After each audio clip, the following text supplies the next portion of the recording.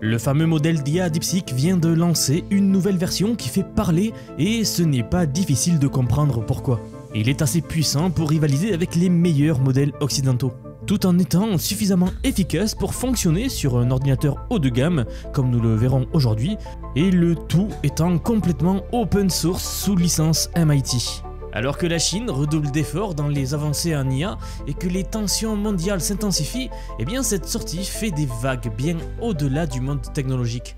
Eh bien bonjour à tous, c'est le sujet de la vidéo d'aujourd'hui. Je vous rappelle que si la vidéo vous plaît au cours de son visionnage et que ce n'est pas déjà fait, vous pouvez vous abonner pour soutenir la croissance de la chaîne. Et je vous rappelle également que j'ai créé une newsletter, donc vous retrouverez le lien en description sous la vidéo. Je vous y envoie des mails en semaine avec les meilleures actus tech. Donc si vous n'avez pas trop le temps ou que vous voulez accéder à l'actu le plus rapidement possible. Eh bien ceci étant dit, commençons la vidéo. Alors l'une des raisons pour laquelle le monde de l'IA s'emballe à propos de ce nouveau DeepSeek V3, c'est que le modèle est désormais publié sous une licence MIT, qui est donc extrêmement permissive. Auparavant, DeepSeek, donc ce modèle d'IA, utilisait une licence open source, personnalisée, qui imposait plus de restrictions sur la façon dont les développeurs pouvaient utiliser ou modifier des créations. Maintenant, avec cette licence MIT, pour simplifier, imaginez simplement qu'elle fonctionne comme une autorisation quasi totale. C'est un peu comme si DeepSeek disait « Voici notre technologie, faites-en ce que vous voulez, commercialisez-la, modifiez-la, intégrez-la dans vos produits, peu importe. Nous vous demandons simplement de mentionner que nous sommes à l'origine de ce travail. » Vous l'aurez donc compris, cette approche, elle contraste radicalement avec d'autres licences beaucoup plus restrictives qui peuvent limiter l'usage commercial, ou même qui exigent que toute modification reste sous la même licence, on va dire. C'est justement cette ouverture qui crée un terrain de jeu complètement différent pour les entrepreneurs et les développeurs. Cette approche ouverte, elle représente un moment crucial dans le secteur de l'IA car elle va faciliter énormément l'intégration de cette IA dans les équipes et dans les entreprises en général. Donc voilà, nous avons les gens qui sont très enthousiastes à propos de cette nouvelle licence, mais pas seulement, vous allez voir, les gens sont également très enthousiastes par rapport aux améliorations apportées de cette nouvelle version. On va analyser ça, mais un point fort en fait de ce nouveau V3, c'est qu'il peut générer un texte à un rythme beaucoup plus rapide. Certaines personnes sur les réseaux sociaux ont souligné qu'il atteint environ 20 tokens par seconde sur un Mac Studio haut de gamme, bien qu'ils aient dû appliquer une astuce de quantification 4 bits pour y parvenir bien sûr. Et pour ceux qui ne savent pas ce que c'est que la quantification 4 bits des modèles d'IA, eh bien c'est en fait la technique que nous utilisons pour réussir à faire tourner des modèles d'IA en local sur nos machines, donc les PC locaux, et non pas sur le cloud, à une fraction du coût. Et ici, comme vous pouvez le voir, eh bien c'est particulièrement intéressant qu'il les fait tourner sur un Mac Studio qui n'est pas généralement le matériel auquel on pense quand on parle de modèles de langage de pointe. Alors bien sûr, cette configuration-là particulière avait un prix assez considérable de 9500 $, donc c'est tout de même élevé, tout le monde ne peut pas se le permettre, mais ça s'adresse surtout aux entreprises. C'est tout de même beaucoup moins cher que de devoir construire un cluster ou un centre de données géant, vous savez, pour avoir plein de cartes graphiques dedans. Pour les particuliers, c'est encore cher, mais pour les entreprises, 9500 $, c'est pas grand chose, avec la possibilité de pouvoir faire tourner un modèle aussi puissant en local pour votre business. En fait, il nous indique que la V3, cette nouvelle version, elle a une approche qui n'active pas tous les paramètres chaque fois qu'il répond à une question. Plus précisément, nous parlons d'un modèle à 671 milliards de paramètres, mais seulement environ 37 milliards d'entre eux sont utilisés en fait par requête. À chaque fois que vous allez parler à l'IA, elle ne va pas activer tout son réseau neuronal, mais simplement 37 milliards de paramètres. Peut-être vous le savez, mais on appelle souvent cela une stratégie de mixture of experts, donc mix d'experts en français, bien que DeepSeek le formule parfois avec d'autres termes, avec ses propres termes. Et donc en gros, avec cette technique, vous allez diviser ce grand modèle d'IA là en réseaux spécialisés plus petits. Puis vous n'appelez que les parties dont vous avez vraiment besoin pour un problème spécifique. C'est beaucoup moins gourmand en ressources, vous vous en doutez, que d'avoir ou d'essayer d'avoir en tout cas un seul modèle géant gérer toutes les situations possibles, comme pourrait le faire pas mal de modèles d'IA aujourd'hui. Et c'est en partie comme ça que DeepSeek parvient en fait à maintenir des coûts d'inférence aussi bas, tels qu'ils nous l'ont montré, car ce modèle-là, oui, est très économe en énergie et en coût d'inférence. En fait, si on regarde en arrière un instant, le DeepSeek V3 original a été lancé en décembre dernier. Et les ingénieurs nous disaient déjà à l'époque qu'ils avaient passé 2,8 millions d'heures de cartes graphiques à l'entraîner, donc le temps requis pour entraîner ce modèle, sur un ensemble de données de 14,8 billions de tokens. ce qui est massif mais toujours moins coûteux que ce à quoi les gens s'attendent pour quelque chose de cette taille. Ils ont également intégré les connaissances de leur modèle de raisonnement le plus avancé, donc DeepSeek R1, que je suis sûr vous connaissez si vous suivez la chaîne, donc en alimentant le V3 avec un ensemble d'exemples de requêtes que R1 avait déjà résolues. En gros, ils ont utilisé DeepSeek R1 pour entraîner la version 3 de DeepSeek maintenant. Alors, petite parenthèse, le V3 de DeepSeek n'est pas spécifiquement optimisé pour le raisonnement, de la même manière que pourrait l'être R1 par exemple. Mais il reste assez bon en logique, en codage, en résolution générale de problèmes.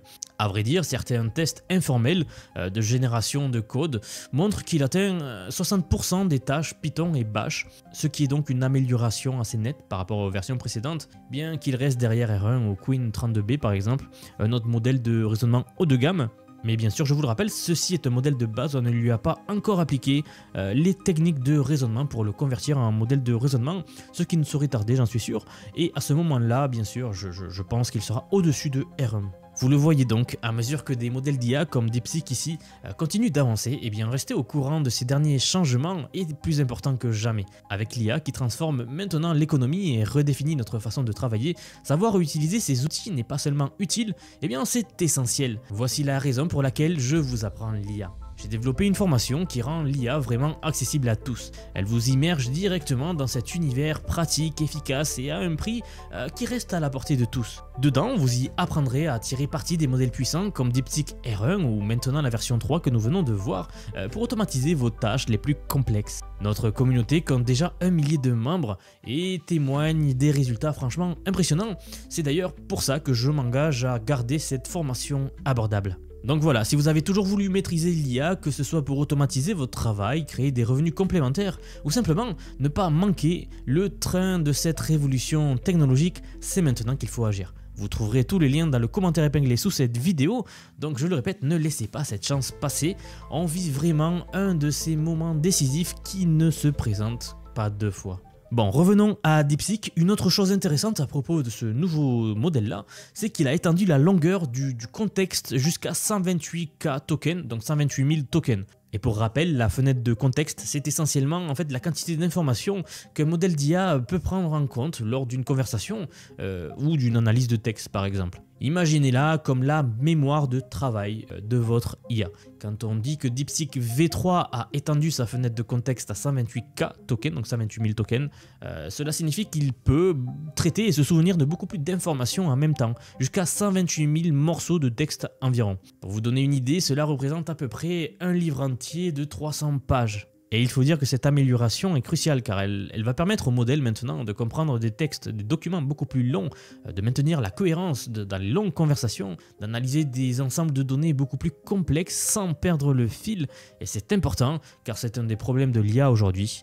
Et c'est ce que tous les experts dans le domaine de l'IA attendent, c'est la résolution du problème de la fenêtre de contexte. Alors la méthode de DeepSeek affirme avoir utilisé quelque chose qu'ils appellent le YARN, donc Yet Another Recurrent Network, et ça peut sembler assez bizarre comme nom, mais en gros c'est une méthode pour gérer les fenêtres de contexte étendues. Alors avant de finir, si on regarde certains benchmarks ici, il y a mention du test ERS polyglotte où DeepSeek V3 a atteint environ 55%, donc il le place derrière Claude Sonnet 3.7, parmi les modèles non centrés sur le raisonnement bien sûr, je le rappelle. C'est plutôt très bon compte tenu de la concurrence, et les gens notent que ici le style de DeepSeek V3 est un peu plus formel que les versions précédentes. Donc si vous êtes habitué à ce ton plus détendu et plus humain du V3 original, vous pourriez trouver la nouvelle version un peu intellectuelle ou un peu plus structurée.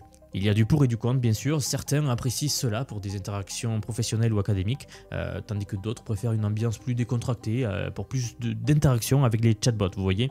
Disons qu'il y a deux écoles, mais quoi qu'il en soit, c'est définitivement un bond en avant impressionnant en termes de puissance brute pour un modèle de base, donc le V3, qui n'est pas un modèle pensant encore. Juste avant de finir, j'aimerais préciser que tout cela se passe dans un contexte un peu plus large, où le gouvernement chinois demande apparemment à ses meilleurs experts et ses meilleurs entrepreneurs dans le pays, en IA du moins, d'éviter de voyager aux États-Unis, citant des préoccupations de sécurité. En fait, ils craignent que ces personnes puissent être détenues ou contraintes de révéler des détails sur les progrès de la Chine en matière d'IA, Bien sûr, c'est une guerre technologique qui se joue là. Surtout étant donné la rapidité avec laquelle le succès de DeepSeek a renforcé la réputation de la Chine dans la course à l'IA.